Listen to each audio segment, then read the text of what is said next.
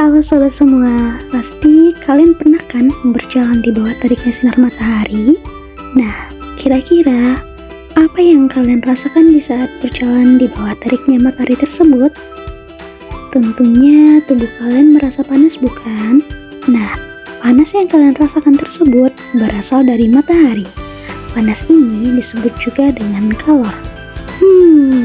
Apa saja ya sumber panas atau kalor yang ada di sekitar kita? Sebelum itu, sobat semua harus tahu nih, sumber panas merupakan segala sesuatu yang dapat menghasilkan panas atau kalor. Nah, contoh sumber panas atau kalor yang ada di sekitar kita adalah matahari, api, panas bumi, magma atau lava, dua buah benda yang bergesekan, uap panas, dan lain sebagainya.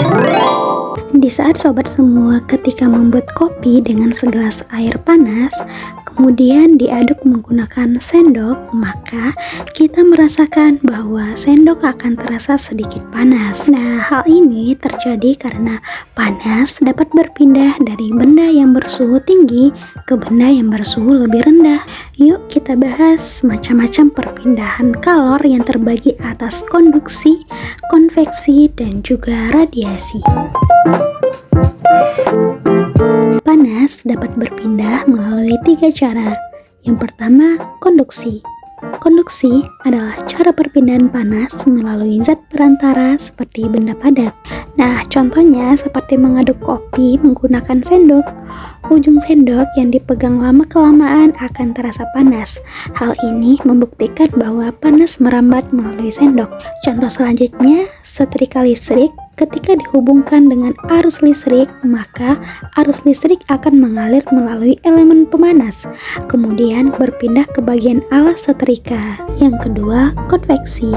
Konveksi merupakan perpindahan panas yang disertai dengan perpindahan bagian zat perantaranya. Contohnya, ketika kamu merebus air hingga mendidih. Dan juga terjadinya angin laut dan angin darat. Nah, yang ketiga ada radiasi. Radiasi ini merupakan cara perpindahan panas dengan pancaran yang tidak membutuhkan zat perantara. Contohnya, panas matahari bisa sampai ke bumi. Lalu, pancaran api unggun yang membuat tubuh kita merasa panas. Benda di sekitar kita ada yang bisa mengantarkan panas dan juga tidak bisa mengantarkan panas. Nah, benda yang bisa mengantarkan panas ini disebut juga dengan benda konduktor. Contoh benda konduktor itu ada tembaga, besi, air, timah, dan aluminium. Sementara itu, benda-benda yang tidak bisa mengantarkan panas disebut juga dengan benda isolator. Contoh benda isolator ada plastik, kain, kayu, karet, kertas, ban, dan lain sebagainya. Jadi, kamu tidak perlu heran lagi saat melihat ibu mengangkat panci menggunakan kain di tangannya, karena itu termasuk benda isolator.